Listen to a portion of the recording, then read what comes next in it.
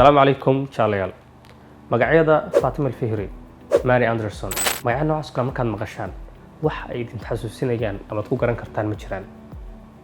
ani si faahfaahiyo caalamka tiknoolajiyada marka la joogo oo ka hadlayno hindisaha iyo xaalada la soo ikhtiraacay tiknoolajiyada qaybaheeda kala duwan machines camera hadda arkaysan wax walba maanta ka hadlayno niman ayaan ka hadalnaa balse mis oran karnaa ama suurtagal ma tahay walxo ama tiknoolajiyad ama sifooyin kala duwan ay leeyihiin oo nolosheena saameyn aad u togan ku leh ma laga yaabaa in gabdho ka dambeeyaan ama dumar kuwaas oo hore u maqal haddaba soo dhawaad marba haddii hindisaad laga hadlayo iyo wax soo saar iyo cilmiga waxaa loo doontaa xalaqooyinka madaarista iyo jaamacadaha maantay qof kastoo shahaado wata ama raba inuu shaqo doonto ama wax soo kordhiyo waxa lagu xujiyaa jaamacadeed ka soo baxda haddaba erga jaamacad markaanu fiirino jaamacadaha mucaasirka maanta jira dunida tii ugu horeysay gabadhii hindistay ama dhagax dhigii hore ugu horeeyay samaysay waxa loo yaqaanay Fatima Al-Fihri oo ka soo jeeday dadkii markaas loo yaqaanay Qurawiyiin ama jaamacadda maanta loo yaqaano Jaamacatul Qurawiyiin ee ku taal dalka maanta islaam caalamka maanta joogno ee dalka Morocco jaamacaddaas oo munadamada UNESCO iyo sidoo kale World Guinness Record buuga loo yaqaano Guinness lagu diiwaangeliyo loo ictiraafsan inay tahay jaamacadda ugu qadiimsan dunida taas oo jaamacado badan oo sida hadda kuwa Yurub ugu qadiimsan sida Bologna ee Talyaani ku taalo kale ay sanado badan ka horeysay iyo sidoo kale masaajidka ugu caansan dalka Mali oo asal la yiraahdo masaajidii ama kuwii ugu horeeyay oo xalqo wax lagu bartaa sidoo kale ka horeysay sadarteed magacana gabar muslim maadaama tahay cilmiga jaamacad markii laga hadlayayna ayada ku bilownay haddaba Fatima Al-Fihrina maanta culumta ka wada hadalno gundhigeeda koobaad midda casriga ah ay ahayd dhanka kale markaynu ka hadlayno computer programming coding all this markaan ka hadlayno badanaa waxaan soo qaadanaa luqadda Python luqadda C++ C# iyo waxaan la mid ah yaa soo saaray rag ayaynu xusnaa magacyada badanaa laakiinse Grace Hopper oo ahayd gabadhii ugu horeysay ee programmista computer loo yaqaan Harvard Mark 1 ayaa sidoo kalena ahayd computer scientist iyo mathematician muddo aad u dheer xil ka haysay ciidamada badda ee Mareykanka sidoo kale waxay qortay barnaamijka ugu horeeyay ee loo yaqaan compiler yani compiler waa caadiyan markii programka code-ka la qorayo meesha lagu tijaabiyo shaashada madow ah computer ku aragtaan tana weeyaan waagii hore sidii mataqaana cajaladii oo kale ayaa loo gelin jiray programyada cajaladuna aad ay u waaweynayeen computeradu laakiin maanta computer aad u yar ayaan wax ku programinaa saas darteed waxa la qorayo hadii goor waxay ahaan jireen wax physical ah oo computerka la geliyo sida cajalka loo gelin jiray raadiyo kale ayuu ahaa laakiin markii ugu horeysay wax digital u soo eg oo bini aadamku si luqad caadi iyo xisaab iyo tiro israacsan ama ABCD lambaro xuruuf iyo lambaro israacsan intaysa soo bixin luqadaha C# C++ kuwa badan la mid ah mid ka horeysay ay jirto loo yaqaan COBOL taas ayay ahayd mid ugu horeysay oo dhagax dhigta ama foundationka luqadda samaysay haddaba marka dambe aad maqashid programming iyo computer wax la mid ah hamoodin oo kaliya raggu inay yihiin ku hogaaminaya sidoo kalena bulshooyinka ixtiraama hablaha mugooda iyo cilmiga qaaya ka dhexleeyihiin siiya sidaan ka arki karnaba sunanka iyo xadiisteena halka habluhu ay qayb weyn ku leeyihiin saas darteedna reer galbeedku maantay tilaaweyn ay ku leeyihiin taas oo horseeday inay caalamka ama cilumta mucaasirka ay qayb weyn ku yeeshaan qodobka xiga marar badan waxaad aragtaan taleefanka marka kuu soo dhaco qofka aad fiirinaysaa isu waa la soo wacad leedahay waxa ku soo baxay hebel hadduu hebel ku soo bixinna sidoo kale waxa ku soo bixi kara lambar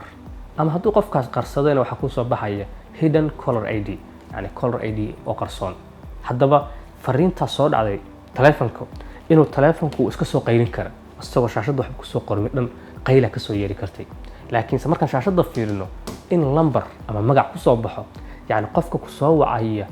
haybtiisa inaan garanno talow yaa hindisay haddaba Dr. Shirley Jackson ayaa ah gabadha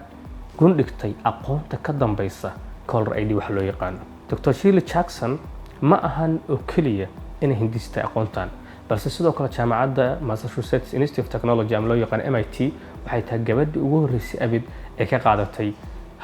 PhD any field oo lagu barto gabadhii ugu horeysay oo madow ah oo ka qaadatay noqotay taas kaliya maahan waxyaalo badan oo gabadhii ugu horeysay ku tahay baa jirta su'aalahan oo kale college waxbarasho oo high aad u sareeya Mareykanka ay ka noqotay maamule taas oo aydan ka dhigaysay gabadhii ugu horeysay oo madow ah oo معهد علوم دراسات sameeyo sare ka noqotay maamulo sare haddaba maadaama ay ahayd caalimad ku takhasustay culumta physics-ka iyo xisaabaadka culumtii ay hindistay oo waliba aad loo adeegsan maantay fieldiga telecommunication-ka isgaarsiinta iyo taleefanada fax-ka fiber optic internet-ka oo maantay dunida maantay aad u saameeyay meel walba gaaray iiba noqonba iyadoo midda toos hindisaha u lahayd balse culumtii ay gundhiga u dhigtay iyo theories-kii nadariyaadkii ay hormarisay dadkii kusii shaqeeyey ayaa maanta horseeday inay soo baxaan maanta culumtan ka hadlayno sida Color ID uu ka mid yahay oo kale yani qofku soo wacay heybtiisana garan kartid haddaba maantay culum badan oo la sheego aalado badan oo la soo hindiso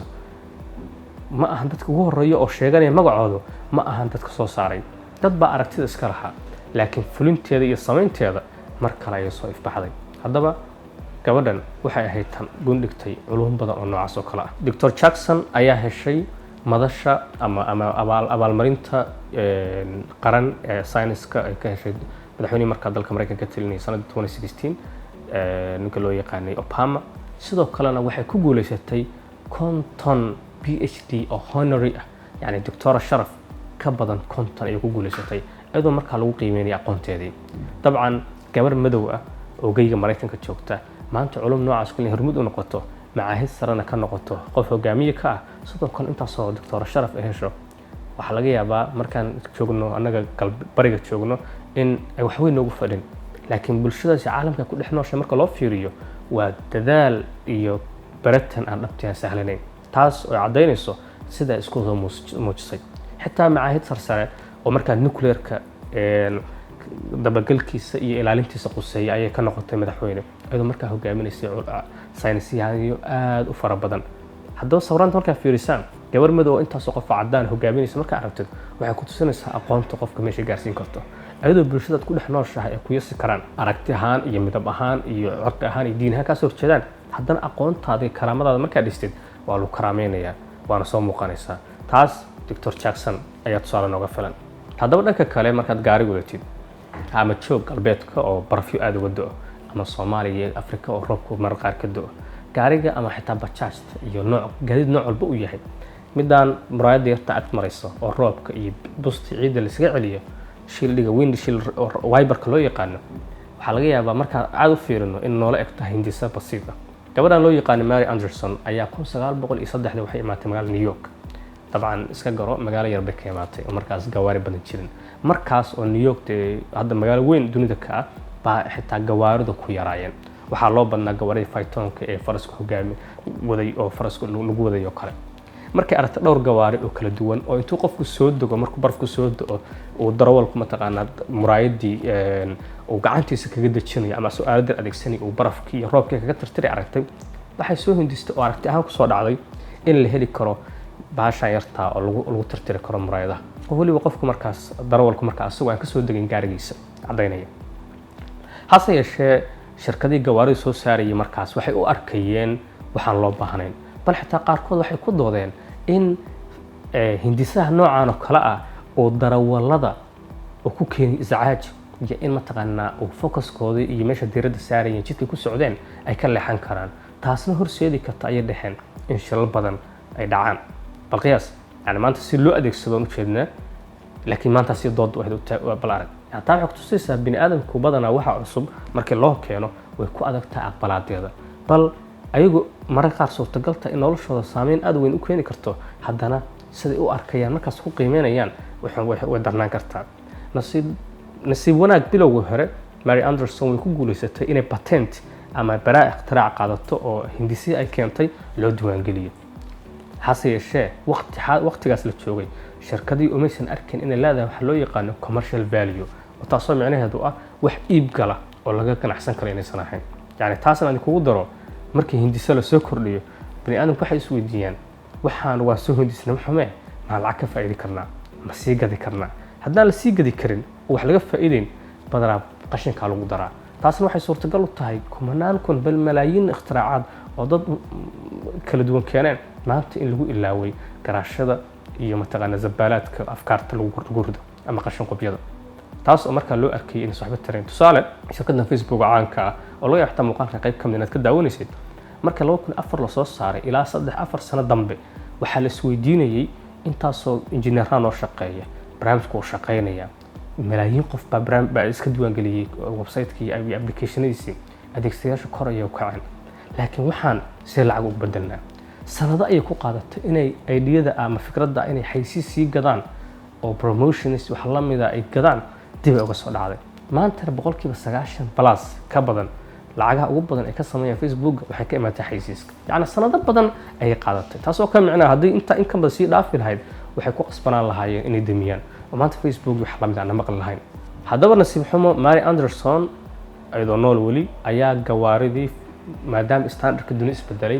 baahida loo qabay gawaaridana ay siyaaday ayaa waxaa la soo kordhiyay standard gaari kasta inuu lahaado baasha yarta oo tirtiraysa muraayada laakiin nasiib xumo markii ikhtiraacas la qaadanayay oo shirkadaha lagu wada qasbayay waxa ahayd mar ay dhacday shahaadadii patentiga ee gabadhii Anderson ay qaadatay yani shahaadooyinka 10 sano 20 sano waa la kordhiyaa marka maadaama kood hore soo qaadatay oo isla lacag ka sameyn ama laga aqbalin meel ay isaga tuurto ayadoo weli nool ayaa laga faa'iideystay maantana waa sababta aanan magaceeda aan dib ugu maqal bal xitaa isku dhahayn gawaarida qayb ka mid ah ayay dumarku saameyn ku lahaayeen haddaba camera ay duubaysa hadda taleefan ayaan wataa leerar ayaa ugu daaran wax kasto igu hareeraysan xitaa taleefanada ama kombiyuutar iga daawanaysaan kulligood waxay ku shaqeynayaan nooc ka mid ah tamarta taasoo ah ama inuu charger toos kugu jiro ama inuu battery kugu shaqeynayo laakiin waxa la yaab leh kulligood batterygooda ugu dhamaadaa waan charge karaynaa dib ayaan u kaarikaynaa balse ka waran haddaan ku iraahdo waxaa jiri kara batteriyaal intaas ka cumri dheer oo waliba lagu qasbay meel kale loo adeegsado yani tusaale markaad ka ag dhowdahay meel charger la ama koronto leedahay mar walba kama walwalaysid xitaa isma weydiinaysid koronto nicmada kugu fadhiyo inta baahideed u qabtid ku celcelisaan intay tahay balse ka waran haddii aad aadiso tuulo ama magaalo banaanka haddii aad aadiso kale maxaad ku qasbanaan lahayd yani inaad dhowr battery qaadatid inaad solar yaris oo portable qaadatid iyo inaad markaas ka maarantid soo maahan balse ka waran haddii la aadayo cirka iyo fadaaga haddii loo baxayo space haddii loo baxayo arbixino markay cirka aadaan maxaa xala waxay u baahanayaan mar walba in dhulka soo laabtaan si taleefanadoodii kombiyuutaradooda iyo waxa la daraasad ku sameynayaan charge garayaan haddaba jawaabtu taas maahan haddaba gabadhan ay sheegayo González Sanabria oo ah qof Hispaniga qofka ugu sareeyay oo tayo cilmi ka gaara NASA ayaa waxay soo saartay nickel hydrogen waxa loo yaqaan battery ka kooban labada maado oo nickel iyo hydrogen isku daray kuwaas oo kuwana normalka oo lithiumka ka samaysan ka cumri dheer taas oo cirbixiinada NASA iyo space stationka jooga u fududeynaysa in mashiinadooda meesha ku shaqeynaya inta normalka dhulka dadka jooga in ka badan ay u adeegsadaan taas oo u fududeynaysa baaritaanadooda R&D ay sameynayaan horumarinta iyo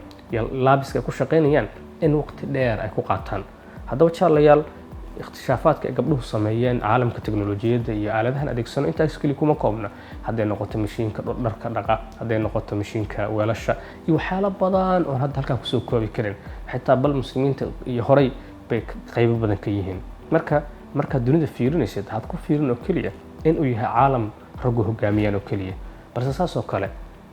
habluhuna qayb weyn ay ku leeyihiin cilmigu ma aha mid la kala xigo afkaarta iyo la tashiga iyo arag dhaafsigu mid aad muhiim ah weeyaan tusaale waxaa jirta hadda ka hor mar nabiga sallallahu alayhi wasallam oo u soo niyeystay inuu xajiyo magaalada Makka laakiin Quraysh ay u diiday markaas dhaheen ma xajin kartaan ayagoo markaas ka cararayo dhahayay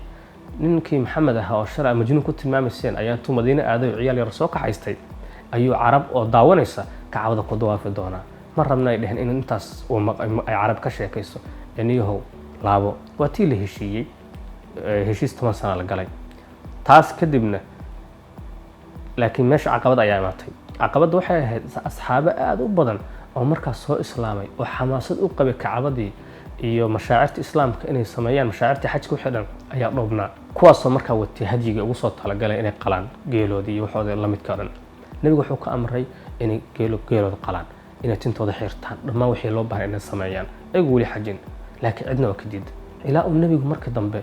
uu yiri ma alaykiin soo diray su'aalo badan imaadeen asagoo wareersan oo xaaladdu jiq ku tahay ayaa mid ka mid ah haweenkii rasuulka sallallahu alayhi wasallam ee hooyadan Salama waxay ku tiri maxaa ku haya xaaladii ku haysatay dhibkii ay u sheegtay markaas ay ku tiri waxa aad u sheegaysid ma adigu sameeysid ordo bax oo tintaada xiro hadigaagana qal sidii ayuu nabigu sameeyay sallallahu alayhi wasallam isma dhibin tintiis ayuu xirtay hadigiisana wuu qalay بدون سؤال وبدون أي شيء لما أنت أصحابتينا فعل كويس سميان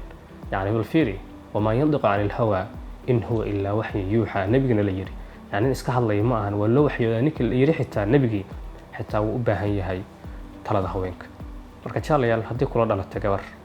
xaaskaaga walaasha hooyada dadka ugu xiran shaqada iyo banaanka intaba talada qaado la shaqee fikirkooda dhageyso waayo waa qayb naga mid ah